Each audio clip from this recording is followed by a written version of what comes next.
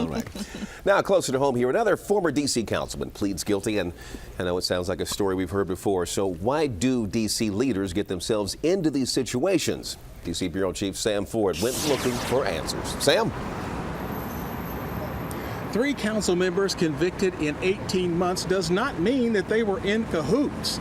According to the U.S. Attorney, there was no connection to any of these crimes, separate events, and what is interesting to some is that it raises the question as to whether there is a culture of corruption among some members of the council. The legal documents chronicle 8 months of Michael Brown calling, texting things like "need to see you" to his bribers, really undercover FBI agents. The feds released photos of him with 5,000 in hundreds rolled up in mugs, Brown with 2 big wads of cash under his palm. It looks terrible, and again, it makes you wonder what we're looking at in terms of public servants. Following Harry Thomas and Kwame Brown, Michael Brown is the 3rd recent council member in 18 months pleading guilty before a judge for financial corruption. All 3 are black. All 3 are sons in their father's shadows.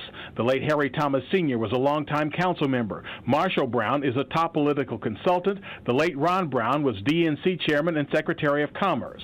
Some have talked of the son's sense of entitlement. The council salary now is in excess of $125,000 a year. When you look at the details of their crime, it becomes apparent that they were trying to aspire to a certain lifestyle and that their salary wasn't enough.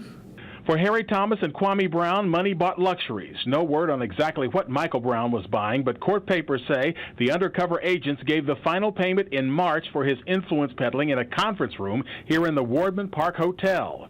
$20,000, which he was holding in his lap when other agents walked in saying FBI. Documents say Brown then put the money back on the table. That was March 14th, and since agents did not arrest Brown at that point, he continued to participate in forums and candidate forums for a special election for another almost 3 weeks before finally announcing that he was dropping out for very important personal and family matters. Reporting live from U.S. District Court, Sam Ford, ABC 7 News. Thank you very much, Sam.